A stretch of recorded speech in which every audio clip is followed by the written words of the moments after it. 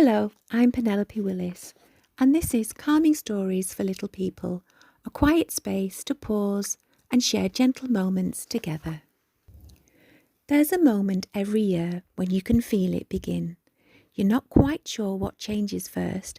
Maybe it's the air, or the light, or the soft hum of excitement that starts to weave its way through everything, but it's there.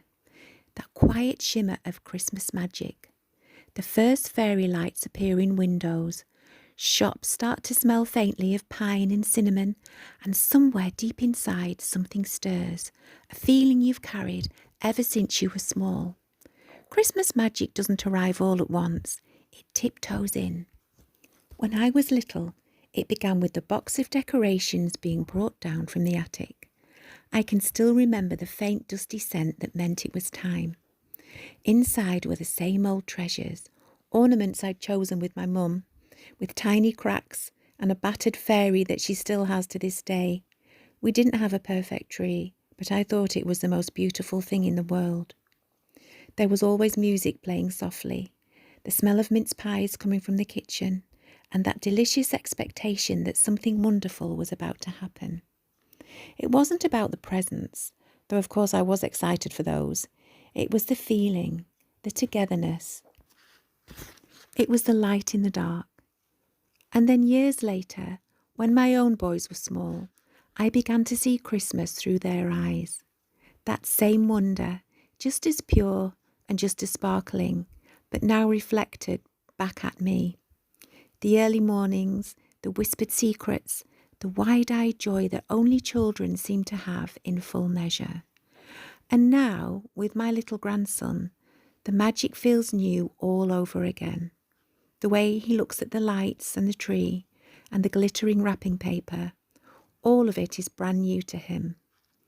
But what moves me most is how children find magic in the smallest things. It could be a bell, a biscuit, or a bedtime story.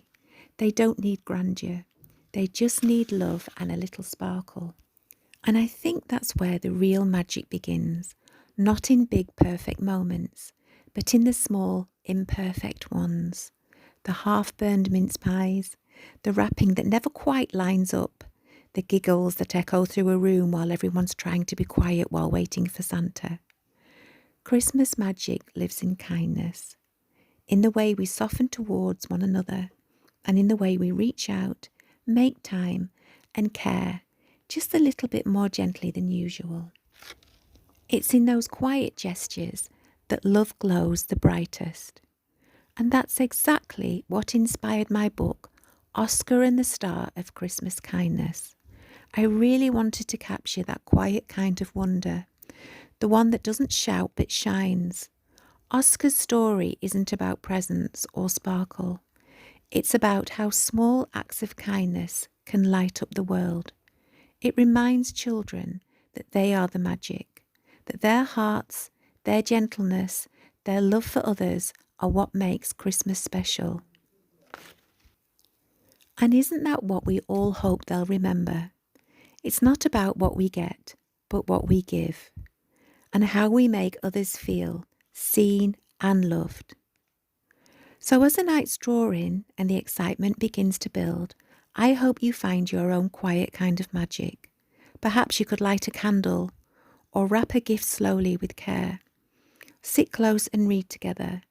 Breathe in the scent of pine and possibility. Because the truth is, Christmas magic doesn't live in one single day. It lives in the days leading up to it. The preparation, the kindness, and the laughter. It lives in the way we love. And that's where the magic begins. Thank you for being here with me under the moonlight.